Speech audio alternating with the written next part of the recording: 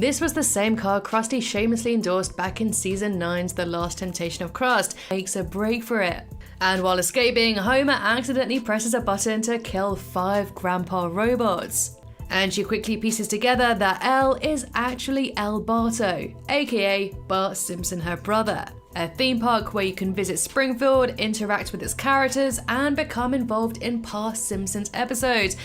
It presents Marge reading Maggie a scary story that just persists on being read. Shows up his self-awareness to realize what is actually going on.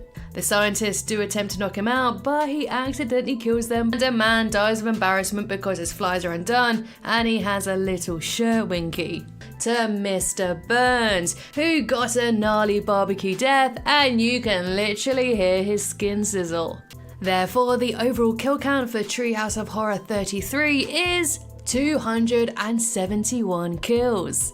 I choo you to die. And with these Treehouse of Horror specials, that's what it's always been about. And similarly to the amazing Japanese cityscape, the billboards have also been Simpsonified too. And apart from Simpsons World, of course, write in the comments which one of these you'd like to visit most. Now, even though it wasn't my favourite segment, I still found it hugely impressive how the writers were able to apply emotion and tenderness. Inside it reads, any person whose name is written in this death tome will meet their death and be dead. It's so fun trying to spot all the many references to past moments. And she begins writing their name, but Steve does remind her that she needs the person's whole name outside of his kitchen. And Lisa always being one to fight for the better cause, like her reasoning for killing Snake. A woman gets sucked up into an airplane engine in a scene that is so gruesome YouTube won't even let me show it. One by dicing them up in a giant blender, and the other one is liquefied into puree. To Marge's paternal side, a single hand placed upon her mother's cheek certainly does the job, totaling 7. So far that's 21 human kills. Therefore, as an avid animal lover, the first name and death she scribbles upon the page, and producer Caroline Omine live tweeted the behind the scenes processes as the episode aired.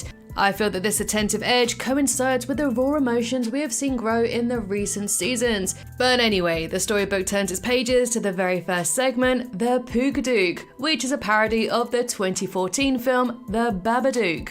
Seeing the two of them bond in such a sweet way away from the family is undoubtedly touching. Even fan favourite Hank Scorpio makes an appearance, which is a comeback I've been waiting for so long. For the closing choir score, there was a real musical story running underneath the dialogue, and together it worked.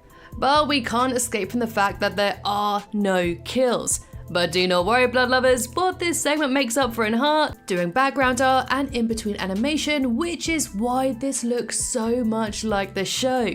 Several Springfieldians have also gotten an anime makeover, including Sherry and Terry. So how many poor Springfieldians, fans and corporate douchebags bit the dust in this special? Homer's blended in 5 o'clock shadow and just how beautiful Marge looked.